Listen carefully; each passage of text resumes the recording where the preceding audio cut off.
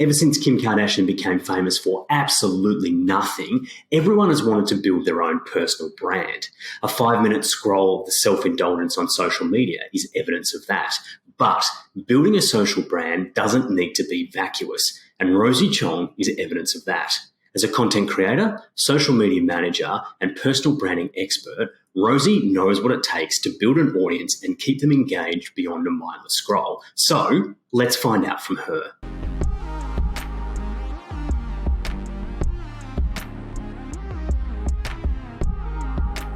Rosie Chong, thank you very much for sitting down and having a chat with me.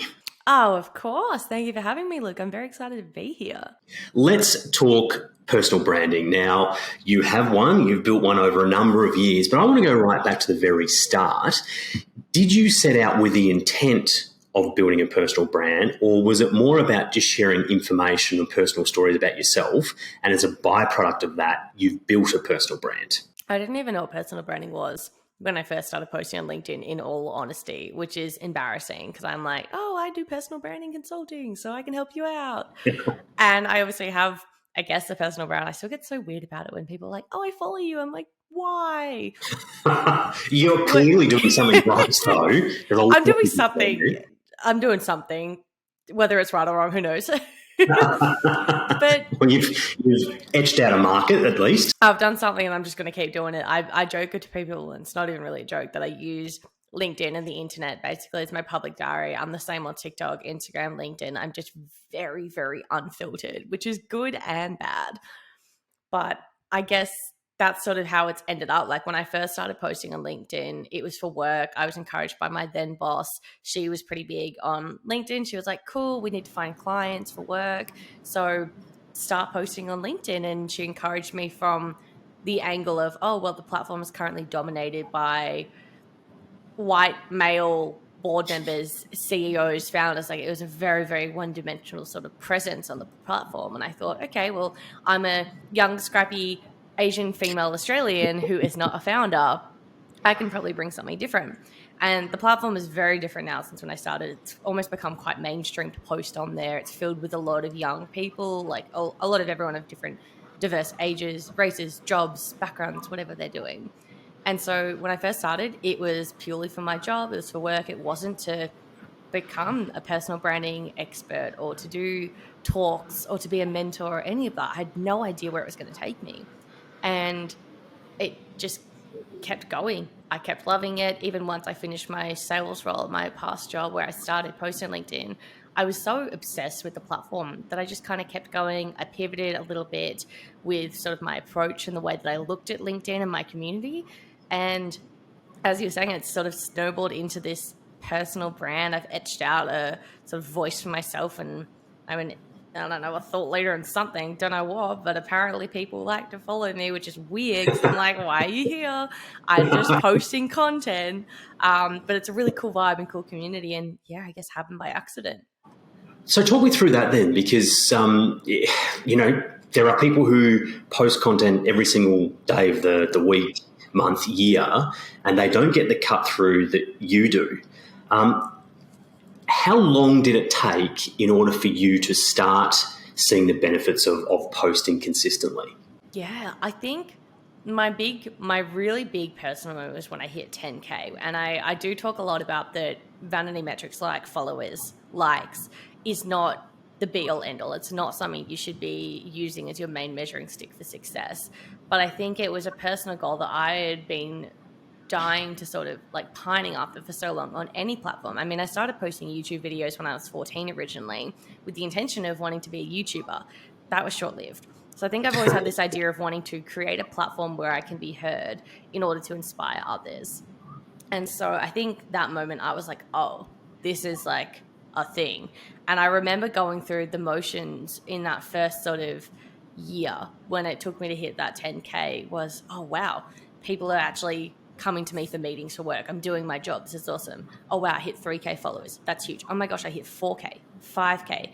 And it just kept going up. And then I would start seeing that regular people would be commenting on my posts. Or if I took a break, people would message me and be like, where are you? I miss your content. And it was those sort of moments that all snowballed into this moment of like, what the heck? What am I doing? Like, this is actually paying off. And I think I've really noticed it throughout 2022. And I took a lot more sort of personal approach to the platform. I wasn't doing it for my work. I was very much doing it for my own benefit and because I loved it to, help out my community. And for me, it's never been about the bottom line. It's never been about, making a lot of money. It's more been about, as a minority, I guess, as, a young Australian Asian, like I'm, already disadvantaged compared to people who are, maybe more experienced or have more money, or maybe they're a different gender, maybe they're a different race. Everyone has their own sort of privileges that they're born into. And for me, I just always felt like I'm on the back foot. And I think when I started creating a community where people are like, wow, I needed to hear that, or wow, I really thought I was alone in this. Thanks for talking about this. Those sort of conversations, especially when I talk about, especially with mental health, for example, people really resonate with that. And I'm like, wow, this is what I'm doing. I'm impacting someone else's life. And that's where I've, for me personally, seen a huge benefit of building a personal brand. I want to talk personal stories with you in a moment because you love them and they resonate and they work incredibly well. But let's talk about the process in going from or getting to 1,000 followers to 5,000 followers to 10,000 and beyond. You're up to 35,000 plus on LinkedIn now, which is awesome. What work and what effort goes into maintaining or building that audience to the next level?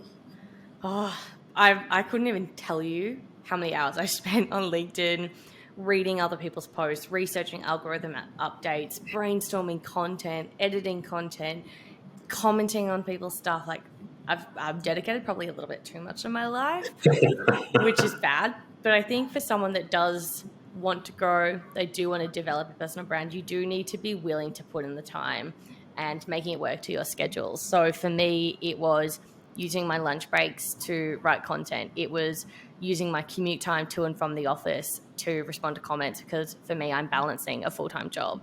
Whereas a lot of people in my community and my network are founders. They don't have to worry about another job, another employer. So they use time in their day. They schedule it out. For example, you could respond to comments between 8 and 9 in the morning. I find a lot of people do that first thing.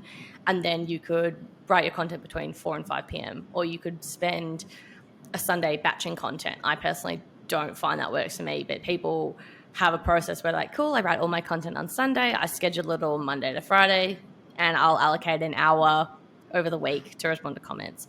For me, I was just taking pretty much every spare moment to engage, interact, to build that community. I think that's something that people don't realize how much time it does take, is that community building.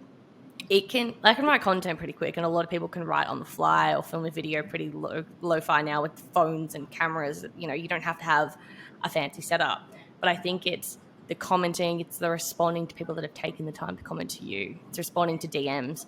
It's finding other creators that you want to leave a meaningful comment on theirs, not just saying, wow, love that. That's where it takes a lot of effort to go from 1,000 to 5,000 to 10 to 60 to 100. I think there are a handful of creators that sort of naturally get that momentum and they grow pretty quickly, and that's your 1% of the people that just sort of already kind of know what their voice is. They come through with something that's really fresh or controversial or different, and people are like, wow, I love this. For example, Ellie Middleton, she's almost at 200,000 followers. She's done that in a year. And I think her content was just so different and fresh that she maybe didn't need to put in as much work, but she works bloody hard because there's a lot of things she's doing. But it doesn't mean you have to be on LinkedIn posting every day. It doesn't mean you have to be responding to comments 24 hours a day. But it is about making that conscious effort to think, cool, this basically needs to become a habit, part of my weekly routine. And it's that consistency that I think is hard to build. And that's the most unsexy part of content, is the consistency and commitment. But it's trial and error. And if you really love it, you just put in the time, I guess. You mentioned in some of your posts that you have anxiety, which is not uncommon in society anymore. It's something that a lot of people have got, and as a founder of a company, I sometimes feel that as well. What's your advice around someone who is in that position, who is anxious about putting up a post, and you've felt that yourself, but still pushing ahead with doing it, knowing that there are a number of people on social media who want to attack for the point of just attacking? Oh my God, I literally hate trolls and bullies. Like, I can't. They're the worst. Yeah, struggle with anxiety, struggled with depression, seeing my therapist. We've been seeing my therapist for 4 years. We love her. She's great. I think when it comes to, one, the anxiety about posting, realize that people care more about themselves than anyone else. They are so fixated on, what are people going to think about me? Ooh, did I come across weird? Even on the street, oh, are people staring at me because my outfit? Does my hair look weird?